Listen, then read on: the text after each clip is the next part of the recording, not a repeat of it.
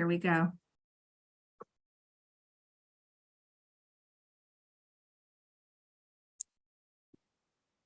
Hi, everybody. Welcome to the 2023-2024 school year.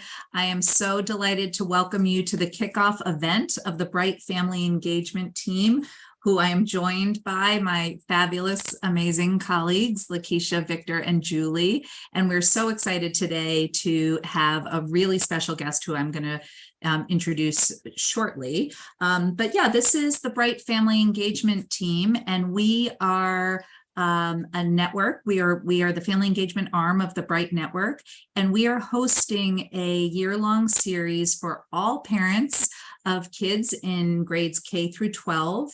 And it's a mix of educational events and support groups for parents.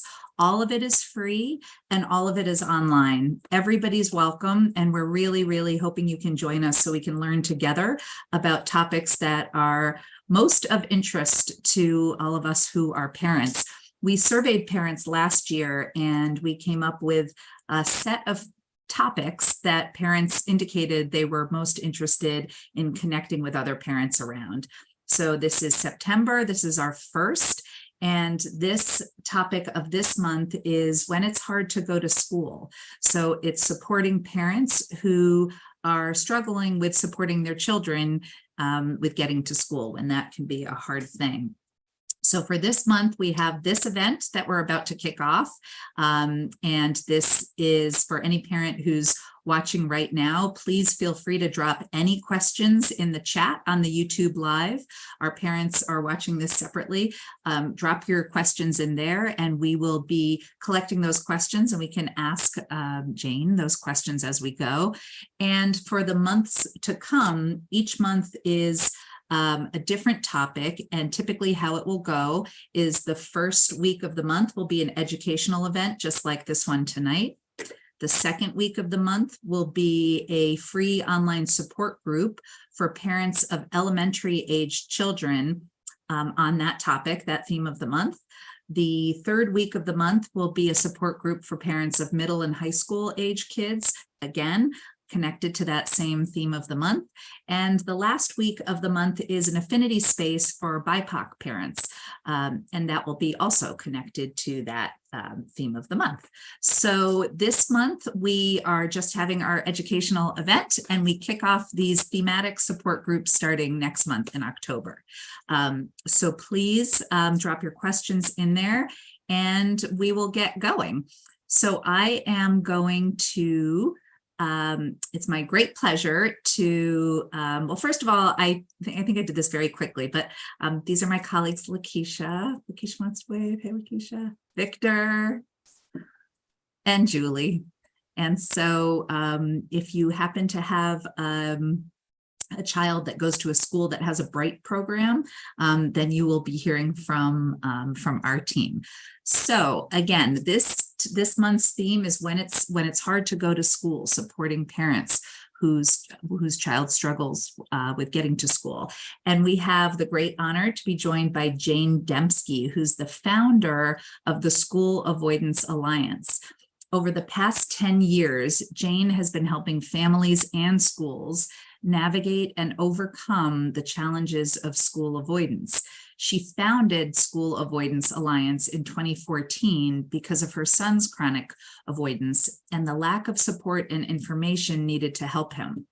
She supports families and schools by sharing in-depth information on her website, schoolavoidance.org, her School Avoidance Alliance private Facebook group, the Parents' Ultimate Guide to Working with Your School, a peer parent support group, and her one-of-a-kind school avoidance masterclass for parents, and an educator professional development course, everything you need to know to get your students back to school.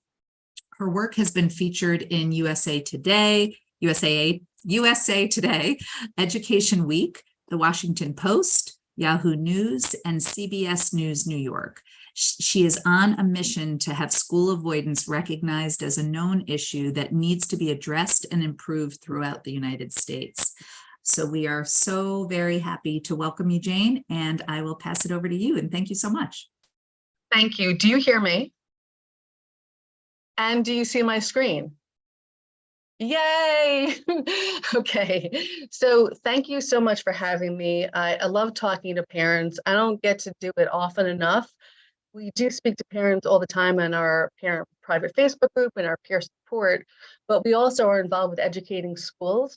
So it seems like these days, most of our presentations are to school districts, which is awesome because for a long time, that's been a problem where schools haven't understood it. But anyway, so I'm here today to talk to you and thank you again for having me.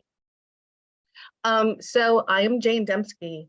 As you heard, I started the School Avoidance Alliance about 10 years ago, and that was in response to my son, Matthew, who had school avoidance for about 4 years. And let's see, how would I describe that? Hell, isolating, scary, there are many words, we'll get into that later. But when my son did get back to school, I decided that I don't want anyone else to struggle like this, to feel this way, and I will do whatever I can. So I started back then sharing information and resources. So the why is because too many families are struggling. It's just ridiculous. School avoidance hasn't been brought into the mainstream yet. I mean, now with COVID, we are seeing more coverage, but it's still just, if you say the word school avoidance or school refusal, most people don't know what the heck you're talking about. And the sad fact is that many parents who are dealing with it, who are home struggling, don't even know that it has a name. That is another part of the problem. So we help schools, as you've heard, with our different resources. I'm not going to go through that right now, but if you were looking for extra help, our website, and we have all our courses and information there. So this is my son. He looks really happy-go-lucky in that picture. He was 13 years old, and you wouldn't know it, but behind the scenes, this kid was falling apart. He was having school avoidance, and after this day, which happened to be his bar mitzvah, I don't know how the heck the kid got through it, because that's the ultimate and anxiety-provoking situation. After that, I guess, he went through it and he just broke down after that. Like, he just wouldn't leave his room after that. And then school avoidance, instead of being, a few days here and there, it was just a week and more. So I just want to, it's important to know that, like, you never know what's going on behind someone's face and the family, because the kid looks so happy. And we were happy that day, celebrating, but deep down, we were all struggling because he was breaking down slowly. So school attendance problems, there are a few of them. School avoidance is the lesser known one, really. The most well-known school attendance problem is truancy. And I'm sure you've heard that word if you have kids who are a child who's out of school right now, because unfortunately the school is treating possibly your child and you as having truancy, and they might be threatening you with truancy court. But truancy is different than school avoidance, and one of the most differentiating factors is that with school avoidance, the parents know where the child is. It's happening right in front of their eyes. The kids are hiding from going to school, they are at home. Where truancy, usually it's behind the parents' eyes and they don't know what's going on. There are two other school attendance problems, where it's school exclusion, where a school might suspend a child for bad behavior. Or I've heard of schools right now when kids are missing too much school in one state, I'm not going to call them out, they can actually unenroll the child after 10 absences. There are other school exclusion things that are happening where if kids aren't going to school, I've heard that they've turned off their Google Classroom, or they refuse to grade any work that the child's doing. Now, this is school exclusion. They're just like exacerbating the problem, which we'll talk about. School withdrawal is when it's parent motivated, when a parent is keeping a child home, usually to take care of a sick person, a loved one, maybe for their own companionship or to take care of another sibling. But those are the school attendance problems that the researchers have noted, but we'll be talking about school avoidance today. Oops, let's go back. So school avoidance, I don't know if you've heard the different names, but it's been noted in the book since 1932, and it went through a series of horrible names. And the most recent one that people might still say, which is so antiquated, is school phobia. That is, if they mention that, they have no idea what they're talking about. And all the research talks about it as anxiety-based school refusal or school refusal. And now more people like we are moving to the term school avoidance because school refusal sounds so oppositional. There really isn't a great term for it. So I'm sure people are out there looking for better terms, but these all mean the same thing. So school avoidance, misconceptions. Boy, there are a lot of misconceptions out there, but school avoidance, how it's defined is when a child has severe distress, emotional discomfort about going to school. When a parent walks into the child's bedroom in the morning, the child might be hiding under the covers. They might be crying, they might be tantruming. If a parent tries to get the child, like remove your covers, the child might be holding the covers like for dear life, holding onto their bed, holding onto their door, hiding. It is so distressing and discomforting for that child that they fear, it feels like, the parent wants them to walk over hot coals.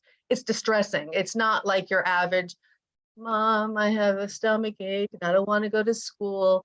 That might be the start of it. That might be the start. But when it's full blown, it's scary looking. There are definitions that are strict for school avoidance, saying like maybe your child is out more than 10% over 2 weeks. But we don't use those, worry about those definitions, because if your kid has school avoidance, you know it, you will see the sign. And as we said, parents are aware and trying. These are some of the words that I hear from families all the time that describe school avoidance: torturous, pernicious, overwhelming, helpless, stigmatizing, gut-wrenching, misunderstood, and stressful. If you are a parent out there who's going through this, you are not alone. And I do want to let you know that I don't want you to lose hope, because there's nothing wrong with your child. Your child might be dealing with an emotional mental health disorder or an undiagnosed learning difference, or have other issues or fears related to school. But most probably there is nothing inherently wrong with your child that makes them seem abnormal. Your child is dealing with something that many kids and families are dealing with. This is Dr. Dalton. He is in our school avoidance masterclass. He's one of our experts, and he says avoidance is a lifeblood of anxiety. So school refusal is the ultimate example of avoiding coping, which is true. And the prevalence of school avoidance, I'm asked this all the time. The truth is the data is so limited because schools they're not required to define attendance reasons like this. I don't think schools even are mandated to say that a child's out for mental health reasons. So every state is different, every county is different. So no one is comparing apples to apples. So the best data we have is, I've heard from the researchers I've talked to over the years and what I read, they say 5 to 28% of kids might deal with school avoidance over their lifetime. But to tell you the truth, I have not found where this stat comes from. So I'm just requoting what's in the books, but I can't tell where it's coming from. So I'm sorry about that. What I can tell you, and I do know where it's coming from, is this number 1 to 7%. And that is based on a meta study, which means a combination of studies that were looked at to pull out the best guess of how many people are out there. So the best guess is 1 to 7%, but that was pre-COVID. And we all know that the game has changed. Schools might not have heard of it back then, pre-COVID, but now like our phone is ringing off the hook and schools are looking for help and more parents. COVID has exacerbated the issue, and it makes sense because, just like adults after COVID, we were reevaluating our work-life balance. And same with kids. They're smart, they're connected to the world more so than we ever were. They're smart cookies. And when they were home, they felt what it was like to not be doing 2 or 3 hours of homework a day, what it was like to maybe see their friends or talk to their friends online or be with their family. So they felt what it was like. And a lot of the kids before COVID might have been on the cusp. A lot of kids had mental health issues even before COVID. Mental health was a crisis before COVID, anxiety and depression. So a lot of these kids might have been having these issues, but were strong enough or just on the cusp that they were able to pull themselves together and go to school. But now after they saw what it was like, it's like returning to school is even that much more difficult. So the real numbers are really hard to define. And all I can say is from what I'm hearing from schools today, the last few months and weeks, is that I hear numbers as these say, as high as 39, 49% chronic absenteeism. Now, it's not all school avoidance, but I'm sure many of them are. And also we have all these families who come to our website every month, and we really hardly have any advertising. So it really is organic growth and word of mouth. And we have 3,000 parents in our Facebook group. And again, we don't advertise, they just come word of mouth. And if you are a parent out there, I would say please come look for our parent Facebook group. You can search under Facebook groups, school avoidance. And when parents enter our group, they are thankful. I get like hearts all the time, like, thank you, thank you, thank you. I thought I was alone. This makes me feel comforted. You know, no matter what I'm going through right now, this is such helpful support. So please go there if you are dealing with this. And yes, we have all these schools reaching out to us. And it's a worldwide problem. This is going on all over the world. England, Australia, the Netherlands. I spoke at a world conference in October, and it's just as bad everywhere. It's just not the United States. It might look, you know, the child's completely absent from school. They might miss days in here. You might have seen soft signs earlier on. This happened with my son. It started actually with anxiety that I didn't recognize as anxiety. And I really thought I was a smart, well-informed human being, and I've been through therapy in my life, so I know what therapy is. I've been depressed in my life, I know, but I didn't recognize it, and I didn't recognize it because all the textbooks define anxiety with signs like, you know, sweaty palms, trouble breathing, but kids really present differently. So no one told me that a school kid with anxiety might present as running in circles in the room, or might be crying or tantruming, or just can't handle their homework or other fears. And I hear from other parents that kids who have anxiety, sometimes they rage, they're angry. So it really presents in all different kinds of ways. And I just want to let parents know that because it's missed a lot of the time. Right. And also my son did start missing a day or two here and there in 4th and 5th grade, just a few times. And then it didn't really grow into a problem until 6th grade. The signs, you know, you will see the signs early on, as I'm telling you, with, you know, panic attacks or these anxiety issues that you might see, or it even can be kids having problems doing homework and having problems with presentations. These are all signs that there's something going on that we want to address before it turns into full-blown school avoidance. My son, it started with homework problems, and then it started with him forgetting to bring his textbooks home, and the school said that he was lazy and forgetful, but he was just trying to avoid his homework. He was trying to avoid schoolwork because he just couldn't handle it. Parent insights, you know, as a parent, you know, we commiserate, you know, what we're going through. And the truancy letters, if you've gone through this with your child, you know that the first line, unfortunately, schools send out these attendance letters. They're usually automated and spit out without even a human being involved. So try not to take it personally, although there's really no way you can't, because it's very hurtful to see that, especially when it's tied to a truancy threat and fines and imprisonment. And we're trying to teach schools now that your first line of communication should not be an attendance letter that's daunting and intimidating. And also those robocalls, you know, and then when someone in school sometimes will call. And I know from experience that when that phone rang, I would cringe and get sick to my stomach. And I know parents now, they'll dodge those calls because they just can't deal and don't want to have to explain to the school what's going on because they don't think the school cares, which usually they do. But we don't know that as a parent because we're usually not educated on what's going on within the school, on the school building.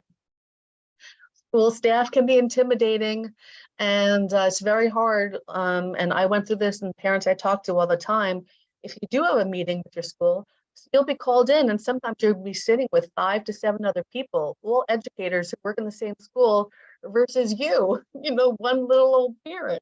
So it's intimidating, but we've all gone through that, and stand your ground. And remember that you are an equal member of the team trying to help your child. We always forget that, and we defer to them as the professional. Don't forget that most schools don't have an education on school avoidance. So sometimes schools will be interested and excited to hear what you want to share with them.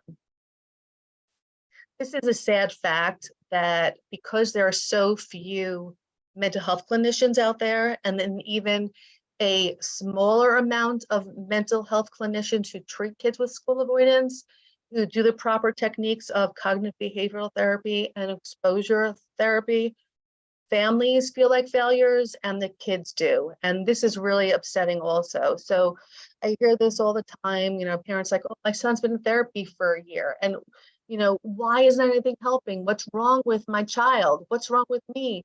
And the school might even say, well, your child's been in therapy. What's going on? But, try not to lose heart and be disheartened and scared, because not all kids get the right therapy. Sometimes, even if they're not doing cognitive behavioral therapy or exposure therapy, just having a supportive voice in there who your child can relate to is also okay. And even if you want to see a therapist to get support for yourself, that's a really good idea, because parents are often breaking down behind the scenes. And the oxygen mask and analogy, you have to take care of yourself and get yourself oxygen so you can take care of your child. So if you are falling apart, please get help and look to our support groups. You don't have to go through it alone. Please ask for help. So some school avoidance facts that you might know, might not. Kids are not doing this purposely, and parents are misunderstood, the kids are misunderstood. A lot of kids who have school avoidance are really highly intelligent kids, and sometimes they're even more mature, or they think bigger than their peers, or mature at faster rates than their peers. So maybe they can't relate to their peers, and they look at the world differently. That makes them feel different. We know that the COVID has really challenged everyone, and the stigma between, your friends, trying to explain it to your friends and family is very difficult. Not many people understand it. When we went through it and we would try to explain it to our friends, and we said, well, we can't get him to school, he's struggling. And they'd be like, you're too lenient. You don't know what you're doing. You're a bad parent.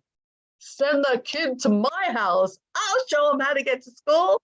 But they just didn't understand. So just bear with them and educate them, maybe send them some articles or send them to our website if they're your close family.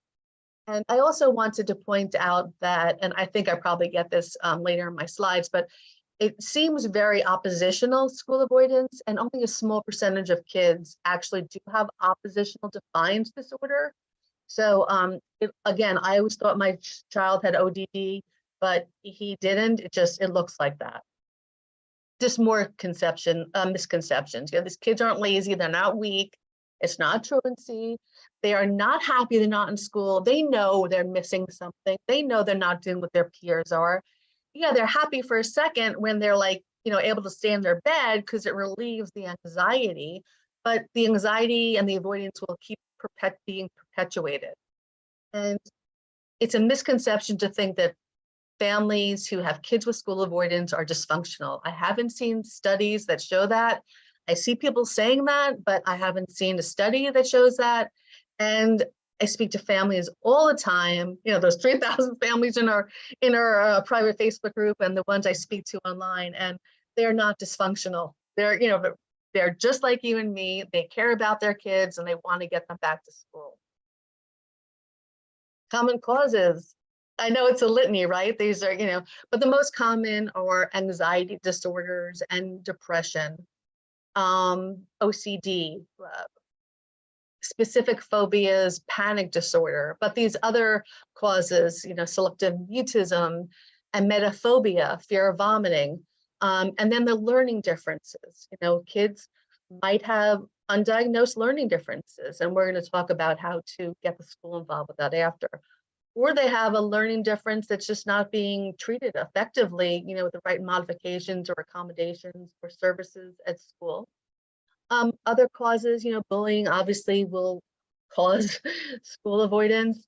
I've heard from parents, and I experienced this as well when I learned from my son that he had a toxic teacher in 2nd or 3rd grade who would call him out of class and send him out of class when he was a good kid and a good student.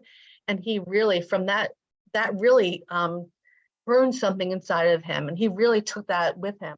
And I recently had a parent in my peer support group who said that she remembered that in kindergarten, her son was the only kid not to get a star all throughout the school year from the teacher. And she said, like, the last day of school, Johnny, are you going to get your star today? And didn't give it to him. So imagine what that does to a kid, So it's things like that we often miss. Also, kids feeling unsafe at school, and perfectionism is a big problem that we have. Developmental trauma, not treating kids with a trauma-informed approach. And military kids often have school avoidance, obviously, for the transitions. And something that I didn't realize, but I've learned later on, that kids who are out of school for a physical injury, say they're out for a broken leg or an operation or something, that can lead to school avoidance because they've lost that structure and feeling of being connected to school. So if your child is out for a physical reason or a physical health reason, please make sure your school stays connected to your child. Don't let them be disconnected for a few weeks. That really can blow up in your face. And just be strong and tell the school, this is gonna, this might happen. So please, work with me on this. But I wanted to show the definition and the of what oppositional defiance disorder is, because just to show you, because it's hard to explain to people that they are not oppositional. So a defining characteristic of oppositional defiance disorder is vindictiveness. So most of your kids are not vindictive, I'm sure. So I just wanted to show you that they most likely don't have ODD, and your school might be telling you that, but it's most likely not the case.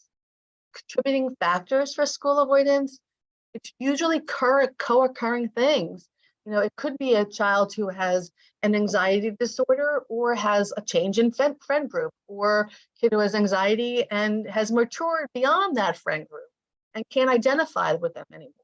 It could be anything, the culture of performance, being called out by a teacher in combination with maybe a learning difference and an emotional health issue. So sometimes you have to be a sleuth. You won't always know what's going on. And unfortunately, a lot of kids cannot articulate. Even older kids sometimes can't articulate what is going on. These are barriers and negative school experiences that have been noted to also cause school avoidance. I can't read it on my screen because it's too small. I'm so sorry. But lack of engagement with the school is a big one, and it's a huge problem these days.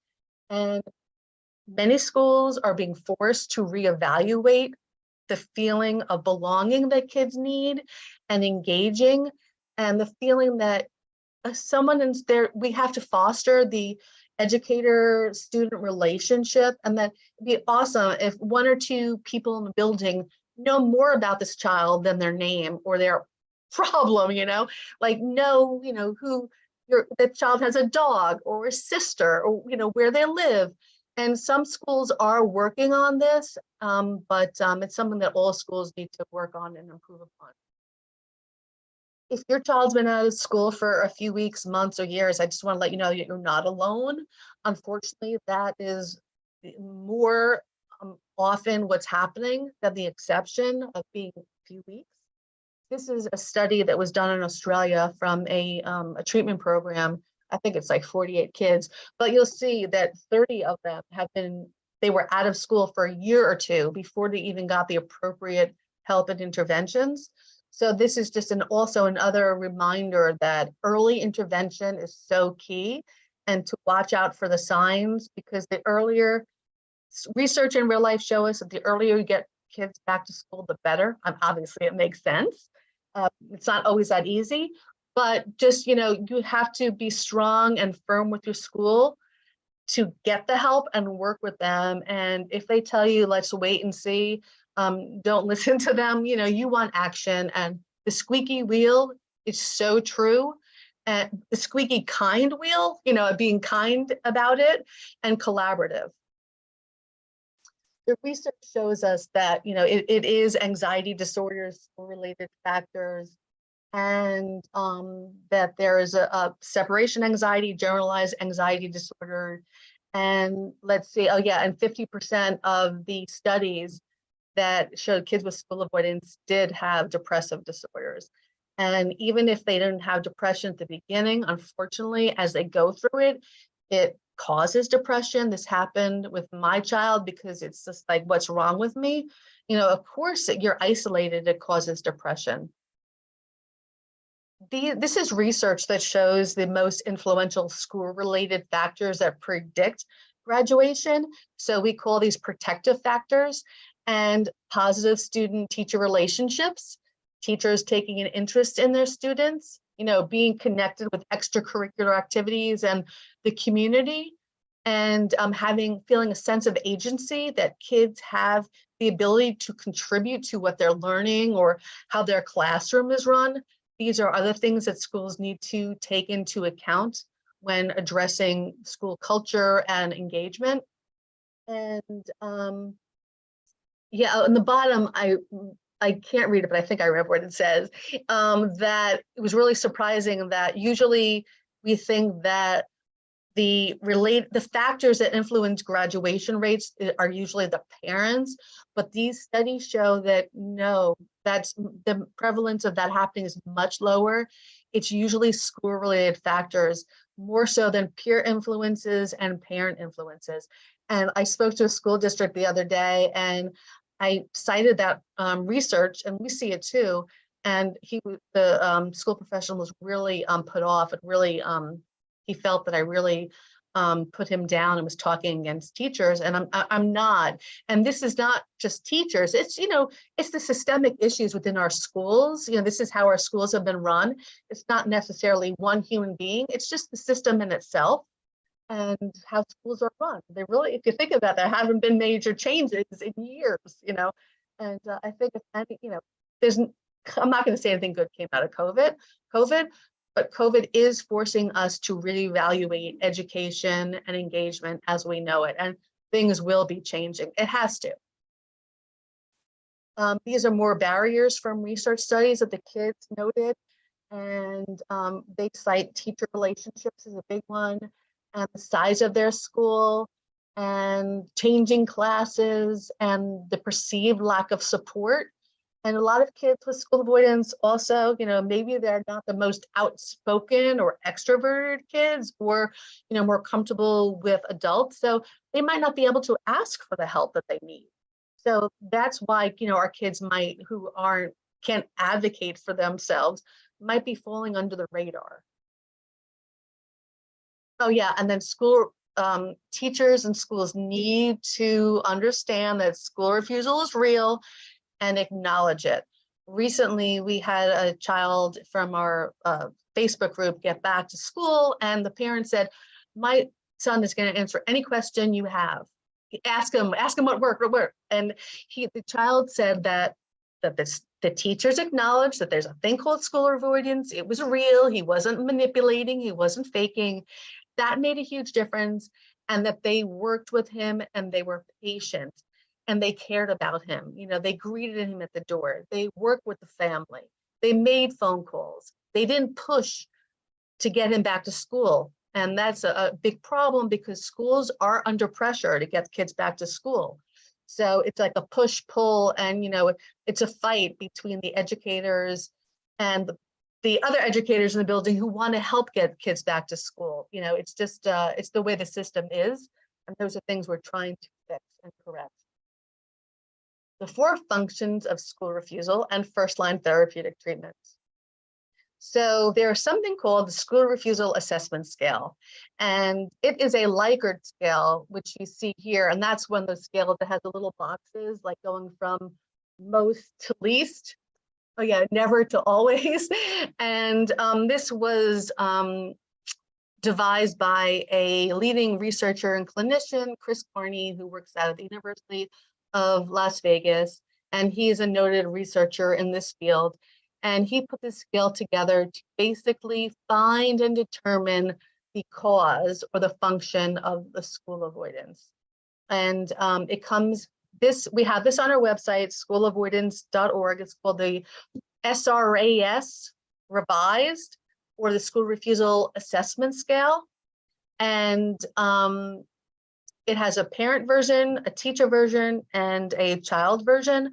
I know I didn't have this when my child went through school avoidance. I had never heard about it until after, and I went to do it. And I knew that even back then, my son, he wouldn't have filled it out. There's no way. He wasn't even like acknowledging his problem. So, maybe you, the parent, might have to do it alone, or you and the teacher. So don't, be upset if your child won't do it. So these are the 4 functions of school avoidance. It's usually negative factors, negative reinforcers, or positive reinforcers. So one is to avoid stressors, one is to escape negative social evaluative situations, and the others are positive reinforcements to receive attention or to gain pleasant things that you can't get in school, like sleeping or watching Netflix. So the reason for this school refusal assessment scale is to, once you find out what the function is, to help figure out how to handle the school avoidance. And this is what the researchers share is cognitive behavioral therapy based, and that for all the functions, obviously attendance is the goal. And I know they say establish routine. That's really simplifying things. If it was easy as establishing a routine, we wouldn't be in trouble here. So I really think that's oversimplifying. I usually take that slide out, that one there. Parents and the schools working together is a must. Parent-school collaboration is the second factor after early interventions for improved outcomes. So you need to work with your school. And for negative reinforcement and positive reinforcement, the way to go about it is kind of similar. The real difference is that with positive reinforcers, there might be like contingency management, like, if you want to separate the child from the parent, to have someone else come in the day, or, supervise the child. But otherwise, it's really usually the same treatment protocol. So the first-line treatments for school avoidance are cognitive behavioral therapy with exposure therapy. And I will get into what those are in a second. Cognitive behavioral therapy principles, otherwise known as CBT, our thoughts and feelings cause our behaviors. And so if you think about it, cognitive are thoughts, behavior, our behavior, and then what it causes us to do. And our thoughts cause feelings, not events. And there are characteristic styles of thinking, disordered thinking styles that I think I might have a slide about this, I'll talk about in a minute. And I wrote the word behavioral there because I often saw parents in my group saying, is this behavioral? Is this behavioral? And I asked one of the clinicians in our master class, Dr. Anthony Pugliafico from Columbia University, and I said, well, what is it? Is it behavioral? And he said, it's cognitive and behavioral. And I said, well, the reason I ask is because behavioral has a negative connotation. You know, when the schools say it's behavioral, it's like my child is bad, but there's also good behavior. And behavior just talks about any kind of behavior, all behaviors. So even though it has a connotation, it's pertaining to everything. So I don't like to say that it's behavioral. I say it's cognitive behavioral, both. This is a automatic thought record that cognitive behavioral therapists will give to kids who, even adults who are seeing the practitioner.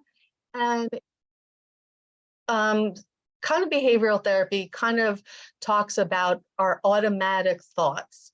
We all have automatic thoughts all throughout the day. You know, you're talking to yourself, but we have automatic negative thoughts also. And that is what's causing our behaviors of avoidance. Usually we're reading things differently, and we have to reframe our thinking. And I don't have the slide, but if you Google thinking styles or disordered thinking styles, cognitive behavioral therapy, you'll come up with a chart that shows all kinds of different thinking styles, like black and white thinking. You know, it's either this or that, nothing in between, or catastrophic thinking, just thinking about all the worst things that can happen. And those are just some examples off the top of my head, but there's a whole litany of them. And you might be able to recognize those in your child. These are some accommodations that the practitioners, the clinicians mention, and that is truncated school days, modified assignments, creation of a cover story. This is usually the hardest thing for kids with school avoidance. Like, what is everyone going to say? What is everyone going to say? And it's really interesting because, you know, I was always worried about that for my child too, but it's so true. Kids are so wrapped up in themselves, they might not really even notice how much you've been gone. And kids are much more understanding these days than they were back, you know, when I was a kid, you know, back in the 20s. Just kidding. But I grew up in the 70s and 80s. But kids are much more aware of mental health these days. And I know from speaking to kids that they understand anxiety, they understand depression, and they don't really stigmatize most kids. But I'm not saying all, but they get it, a lot of these kids. So don't be scared to even say the truth. And I was dealing with anxiety, you know, but because they're all feeling it too, they're just not telling you. These are other ideas for accommodations that the clinicians have shared. I also have a huge list of accommodations and modifications, and it was supposed to be in this presentation, but my slides, the second half of my presentation was all messed up, so it's not going to be here. But I want to let you know that it is on my website, accommodations and modifications. And I also want to share that parents will often say, where's a list of accommodations and modifications? There is no thorough list. You can make up an accommodation or modification. So it's never an exhaustive list. You can always add to it. And sometimes you might hear schools saying, you know, we don't do that. We haven't done that before. Well, just because you haven't done it doesn't mean you can't do it. So just, you know, whatever works for you, and we will give you an idea on our website of things that you can ask for. Now, when I was talking about exposure therapy, it's based on the theory of gradually exposing your child from the least anxiety provoking situation to the most anxiety provoking situation. And this is an example of an exposure list. And this always happens also. People say to me, I want to see an exposure list. I want to see a reintegration plan and all the steps, but every kid's differs. And this might even, the one here might be too simplistic. And I really think it is. I speak to advocates all the time and families, and sometimes the first exposure might be going to a different building, meeting a school professional or a tutor at Dunkin' Donuts for like 2 weeks in a row for an hour before the next step happens. So you're going to feel pressure from the school, but I'm going to get into the next slide also that will explain why we can't rush it. And that is, here's another hierarchy sample. I'll leave that up in this for a second. And these, don't know if they're on my website, but you can always Google that, school exposure hierarchy. These are learning theories behind exposure therapy, and that, you know, avoidance begets avoidance. So in order to, the only way to overcome avoidance is to face it. So obviously we're not going to make, you know, if you had fear of crossing bridges, we're not going to have you cross the bridge the first day. That's, you're not going to be successful. Just like if a school says, well, you know, your kid's been out for weeks or months or years, but we want them back in school on Friday. Well, that's just ridiculous. That's just not going to happen. So we need to explain to your school, wherever you're working with, the theory of exposure, and that this is how it works, that the child cannot move on to the next exposure until they have been, you know, that feeling, that anxiety provoking situation and fear has been extinct, and that they have gone on to emotional processing and self-efficacy. But you know, this is the theory, and it is true, and it works. These are some common exposures that the clinicians share with me. And something else I would like to point out that one of our experienced clinicians shared, that, you know, your exposures are not always going to deal with school. Some of your first exposures might be out of school, because kids with like social anxiety, these kids have fear of even like being on the phone sometimes, or ordering from a cashier, going to a cashier, or ordering with a waitress. So those can be exposures. So I don't want you to think that it has to be that common one. And I'm kind of sick of hearing it, like looking at a picture of the school. I don't really believe that really works, but I know that that's said a lot.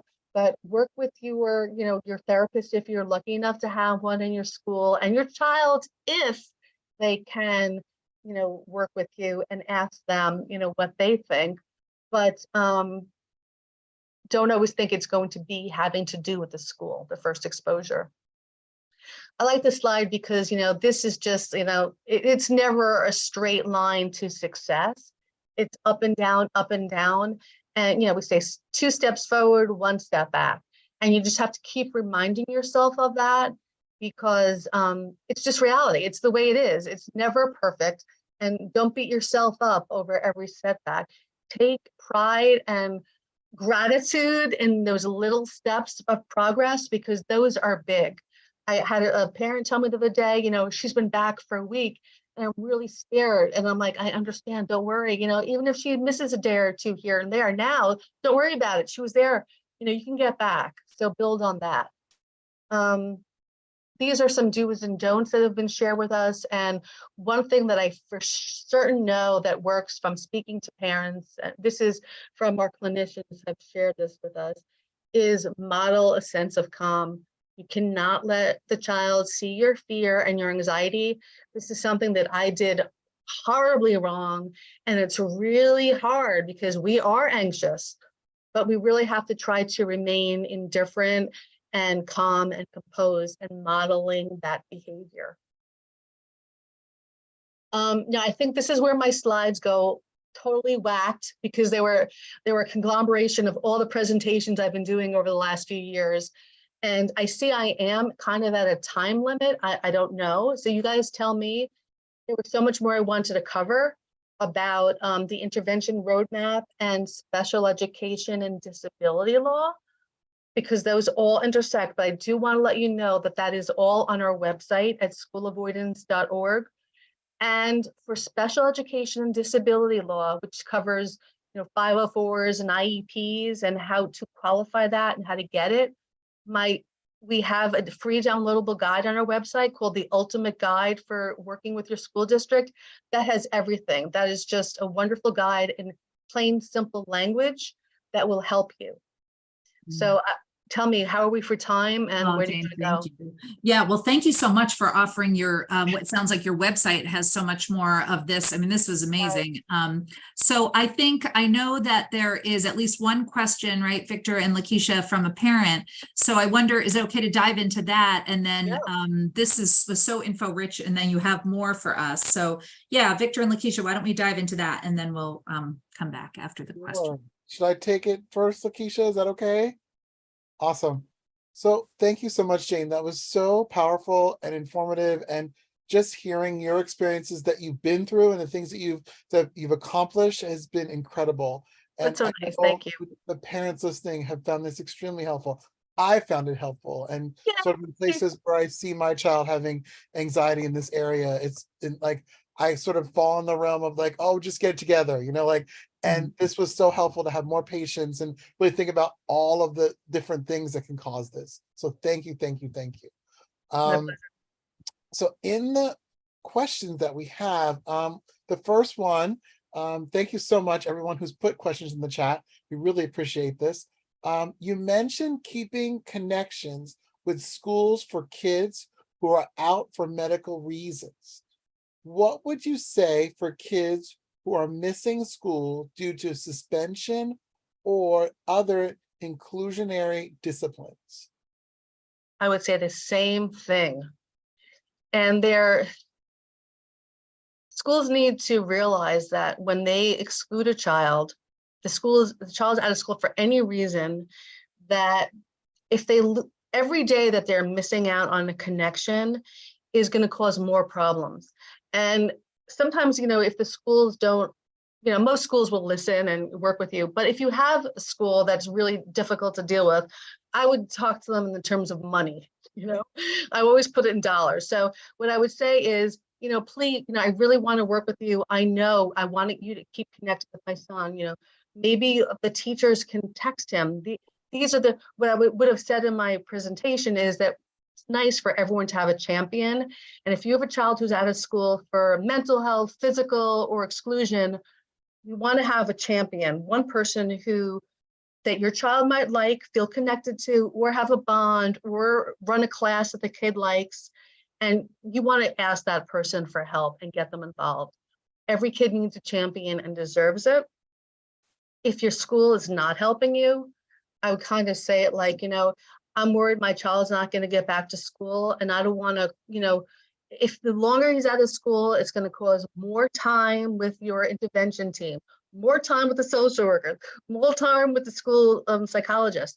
And you know what the truth is with education and disability law, if a child has a disability, which might be an anxiety disorder, a mental health disorder, or a learning difference, and the school can't get them back to school, they are required to help that child access their education, even if it is not in that school. So that's where we get into special education and disability law. To send a child out of school, out of district, costs schools between $25,000 to $100,000 a year to educate a child. And I would put it, I don't know how to say this nicely. We never want to threaten schools, but we kind of have to educate them that, I want to work, I want to help you make this easier on you. I don't want to burden you guys, work with me. And if especially if the parent is armed with information about this and shows it to the school, most schools are happy to learn because, again, they haven't been educated on this, most likely. And they would like to learn. So please share our resources and what works. Thank you. Thank you, Jane. This is such great information because I work at a hospital. So a children's hospital. So I see a lot of this happen all the time with the parents and the kiddos. So I'm definitely going to forward some of this information to my families. This is fantastic. I'm really happy. It looks like it's more or less it's like a statement from a parent. Sure. Let's hear it. Pretty much she said, that's what I did with my kid. I brought him to school so he can check around and find his classroom. Now he's having bus issues, bullying on the bus, is causing my kid to try to avoid the bus. But then she said, it looks like the school is actually aware of what's going on and that they're working on it. Okay, So yeah, that's a positive thing.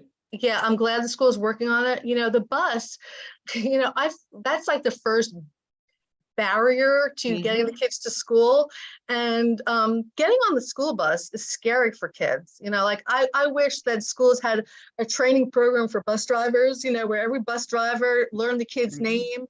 I'm going to speak to some researchers. They got to do some Great research idea. on this, because, to make the kid feel comfortable when they step into the bus, geez, wouldn't that be awesome? And yes, don't let that go. I'm so glad the parents on top of it. That is BS. If schools avoid it, squeaky wheel, keep on top of them. There is no excuse for that. Hmm. Awesome. Thank you, Jane. Well, I'm going to pass it in a minute to Julie, but I'm really struck. And again, want to echo Victor and Lakeisha's great thanks. This is so relevant and such like actionable, useful content for us and our parents. So thank you so much for all of it. And, we didn't even notice your missing slides because it was also like rich and full with what you did share. So thank you so much. And for parents who are, I'm struck by listening, parents out there, to Jane mentioning these protective factors, right? So those of you who are listening who have a child in a school that has a Bright program, some of this might really line up. If you are a parent who has a child going through this and your school doesn't have a Bright program, let your school know you're interested in a Bright program, or reach out to us and we can come start that conversation, because those protective factors, the quiet space, the modified assignments, the relationship between the special school person, the help creating the cover story, those are all elements of a Bright program, and we can really help support your kids. And then for those of you who are actively going through that, Jane, as she's mentioning, that website, the support group, the Facebook group that Jane's mentioning is so resource rich. So, on the personal side, it sounds like it would be really useful to tap into that. And then on the school side, both Jane's work and then Bright as well. Bright, for the parents that don't know, we work with schools on how schools can transform the ways that they help students and families going through Awesome. this. So just wanted to say that, and I'm going to pass it on with great thanks to my colleague, Julie. Hi, Jane. Thank you so much. So I am a Bright coordinator in Oregon, and what you're talking about speaks to me. And I think, I really think about what to maybe synthesize. It's really about validating what's going on, and then bringing back around to this idea of connection, being connected, and really encouraging schools to transform what they're doing, as Megan was saying, and look at different ways that we can, because I am an educator, work with families and support them. And then empowering parents to reach out. And I know that's really hard for parents to do, because schools can be kind of a scary place. A lot of families may have had bad experiences in schools, but that you are an equal partner in this as a parent, and we need to hear your voice. I work really closely with families, so I'm accustomed to hearing firsthand about really dealing with student strengths, and parents are the first thing I want to first people I want to talk to about it, because they are the most knowledgeable about their kid, but also that you can help add to that plan as a parent. And I just, thank you so much. I'm excited to share with my families your website, and maybe encourage our school to take your educator series. But there is on the website, there is a parent class that you can take. And I think that would be really powerful. And like Megan said, if your school has a Bright program, that's a really great place to start. Schools really are rethinking how we do things, and connection is, we need to know who we're working with as teachers. So I just want to echo what you're saying. You're spot on. I want to remind you folks, this was our kickoff event for the year. And so each month we will be hosting a speaker series for families. It's free to anyone, and it will be the first Tuesday of the month. And then the second Tuesday of the month, we will have a parent support group or family support group. And that one will be focused on elementary aged families. And it'll be along that theme of that month, whatever the speaker series was on. The next Tuesday, the third Tuesday of the month, will be middle and high school aged, again, focused on that theme. And then finally, at the end of the month, we're going to have an affinity space or BIPOC group that will focus on the theme of the month. And so in the chat, there is a link to where you can join those meetings, and they are free to everyone. You do not have to be a Bright family to join us. So thank you so much, Jane. I just want to show you guys one thing before I leave. I'm trying to scroll through my slides. I wanted to show you a picture of my son today. Let me see if I can get that up. Yeah. Did I stop sharing my screen? Oh, it did stop. Screen sharing stopped because the external display is disconnected. Oh, well. Oh, no. Oh, Wait, let me see. Did I do that? Hold on. Maybe I did it. Let's see. Share. oh, there Do we you see go. that? There we go. Okay. Wow. There he is. So that's my son today. And, you know, when he was going through it, I thought we were doomed for life. I thought the kid was going to live in my basement. I was depressed. He turned out to be a great kid. He went on to graduate high school, went on to college. He has his career, a girlfriend, his cat, and he has his own health insurance, you know. So there's hope. Don't give up. Thank you so much, Jane. Hope. Yes. All right. Well, thank you. Great. Big thanks to everyone watching, and especially to you, Jane, and the family engagement team. And we'll see you next month. Great. Thank you so much. Bye. Thanks, Jane. Bye-bye.